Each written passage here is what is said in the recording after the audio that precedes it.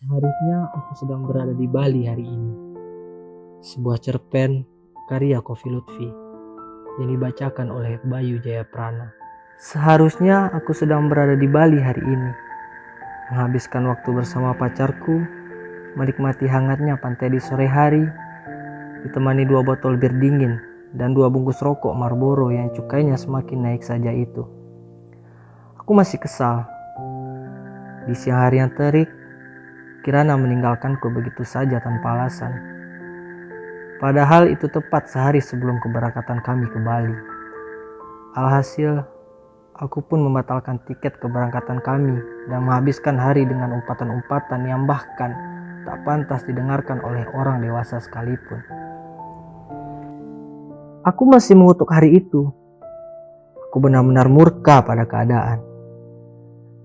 Aku pun berencana untuk mengalihkan dana yang sudah kutabung selama 6 bulan tersebut untuk pergi ke bar sendirian dan minum sebanyak-banyaknya.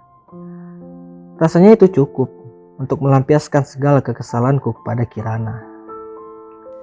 Tepat pukul 10 malam, aku telah selesai bersiap-siap dan akan segera berangkat ke bar dengan rasa kesal yang sudah memuncak.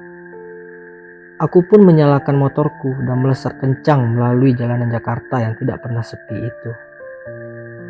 Aku masih saja mengeluarkan kata-kata umpatan di sepanjang perjalanan. Sesekali aku meningkatkan kecepatan motorku sampai maksimal, dan sesekali aku memukul dashboard motorku untuk melampiaskan kekesalan. Aku masih tidak percaya kalau Kirana tega meninggalkanku dengan cara yang menyedihkan. Sampainya di bar, yang melayaniku adalah seorang bartender wanita. Ia terlihat cantik dengan rambutnya yang berwarna abu-abu. Mungkin ia baru mewarnainya beberapa hari sebelumnya, sebab warna rambutnya masih terlihat berkilau. Ia memakai baju kaos lengan pendek berwarna hitam dengan tulisan School Kill Artist. Mungkin ia ingin jadi artis, tapi tidak kesampaian. Namun, mungkin juga tidak begitu. Bisa jadi itu hanya sekadar tulisan pada baju kaosnya saja, pikirku. Aku duduk tepat di depan bartender tersebut dan berdiam diri selama berjam-jam sembari menikmati minuman dan rokokku. Ditinggalkan sehari sebelum pergi liburan bersama ke Bali benar-benar menyakitkan. Sebelum Kirana meninggalkanku, aku telah merencanakan banyak kegiatan menyenangkan yang akan kami lakukan bersama.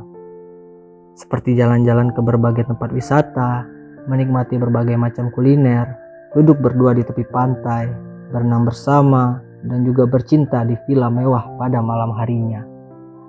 Pikiranku sudah sangat jauh melayang, sampai-sampai aku kembali teringat segala hal indah yang sudah kurencanakan dan seharusnya terjadi pada hari ini. Aku kembali lagi mengumpat dalam hati dan memesan segelas minuman lagi.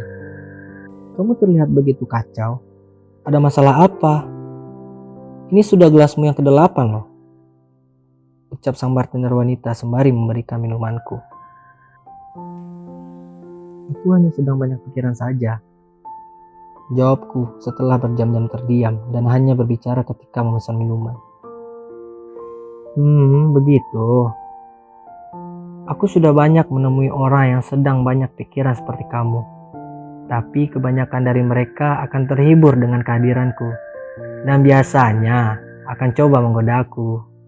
Namun, sejak tadi, kamu gak melakukan apa yang mereka lakukan. Kamu hanya diam saja. Tampaknya kamu benar-benar sedang terpuruk. Iya, kamu benar. Aku memang sedang terpuruk. Dan aku berharap semoga kamu dapat menghiburku. Hingga akhirnya aku pun menggodamu. Jawabku sembari tersenyum kecil. Kalau boleh tahu, nama kamu siapa? Aku coba memulai pembicaraan dengan bartender wanita tersebut. Tak mungkin juga rasanya aku harus berdiam diri terus-menerus, sementara aku berada tepat di hadapannya. Namaku Melissa. Nama yang indah, sambutku. Terima kasih. Nama kamu siapa? Namaku Juan, ucapku. Tapi panggil saja aku Bule. Orang-orang biasanya memanggilku dengan sebutan itu. Baiklah. Aku meminum gelas ke-8ku dan kemudian membakar rokok. Kamu tahu Melissa, aku sedang patah hati hari ini. Pacarku meninggalkanku sehari sebelum keberangkatan kami ke Bali. Aku sangat kesal. Ucapku dalam keadaan setengah sadar. Kok bisa? Aku juga gak tahu. Dia meninggalkanku begitu saja, tanpa alasan, tanpa pamitan.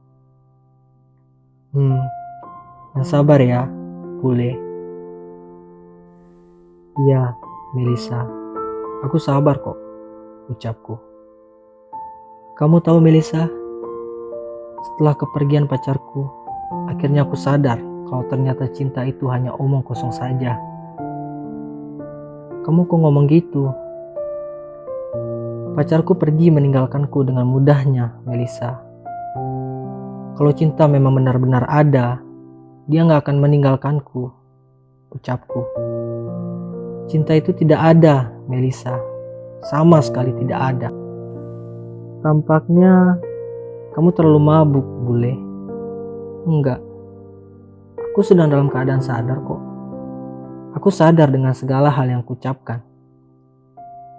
Melissa hanya diam mendengarnya. Jangan pernah percaya pada cinta, Melissa. Lanjutku. Memangnya kenapa kalau aku percaya? Kamu terlalu cantik untuk tertipu oleh cinta, Melissa. Aku gak mau hal itu terjadi padamu. Tenang saja, Bule. Aku gak akan tertipu sepertimu, ucap Melissa sembari tertawa. Aku tertawa mendengar jawaban dari Melissa. Ternyata kamu orang yang asik juga ya, ucapku sembari tertawa juga. Tentu saja, kamu gak akan pernah lupa padaku, gurau Melissa. Malam itu bar tidak terlalu ramai. Tampaknya bar hanya diisi oleh orang-orang yang sedang lelah dengan dunia dan mencoba mencari pelarian sepertiku. Di pojok kanan belakang bar, ada seorang bapak tua yang tampak sedang santai menghisap rokoknya. Di pojok kiri belakang bar, ada 2 orang pria seumuranku yang sedang duduk berdua sembari minum tanpa berbicara sepatah kata pun. Dan ada beberapa orang lainnya yang berada di bar sedang berbincang-bincang sembari menikmati minuman mereka. Bule, kenapa kamu menangis? Tanya Melissa. Ah, sial. Aku tidak menyadari kalau ternyata air mataku mengalir dengan sendirinya. Enggak, aku enggak nangis. Mataku hanya sedikit perih. Baiklah, ucap Melissa. Kalau kamu ingin cerita sama aku, boleh saja kok. Nanti kalau aku sudah selesai kerja, kamu boleh mampir ke apartemenku. Kita ngobrol di sana saja. Lagi pula, sayang sekali pria tampan sepertimu harus meratapi nasib di larut malam seperti ini. Baiklah, aku akan menunggumu, ucapku mengiyakan. Bar tutup tepat pukul 3 pagi. Kami pun pergi ke apartemen Melissa. Apartemennya cukup mewah. Sepertinya gajinya lumayan besar. Atau mungkin saja ia adalah simpanan pria hidung belang. Aku tidak tahu pasti. Yang ku tahu, aku sedang berada di apartemennya pukul 3:30 pagi. Ia menyuguhkanku 2 gelas whisky untuk kami. Kami pun bersulang dan menikmati whisky itu. Ngomong-ngomong, kenapa kamu ditinggalin sama pacarmu? Gak mungkin dong dia ninggalin kamu tanpa alasan, tanya Melissa membuka pembicaraan. Serius, Melissa. Dia meninggalkanku tanpa alasan. Dan menurutku, mungkin dia melakukan itu karena dia gak mencintaiku. Kenapa kamu bilang begitu? Kalau dia mencintaiku, dia gak akan meninggalkanku begitu saja. Mungkin kamu punya salah? Enggak. Aku gak punya kesalahan sama sekali. Kami baik-baik saja, Melissa. Dia tiba-tiba saja ninggalin aku. Lantas, bagaimana rencanamu ke depannya? Aku gak tahu. Yang ku tahu, aku akan menghabiskan malam ini bersamamu. Ucap Melissa. Ya, malam ini milik kita. Kami pun menghabiskan waktu dengan penuh gairah di pagi itu. Hingga akhirnya aku pulang sekitar pukul 6 pagi. Terima kasih, ucapku. Terima kasih kembali. Aku menunggumu ya untuk hari-hari selanjutnya, tutup Melissa. Aku pun pulang dalam keadaan sangat mabuk. Aku menyetir dengan begitu hati-hati, dan syukurnya bisa sampai dalam keadaan selamat.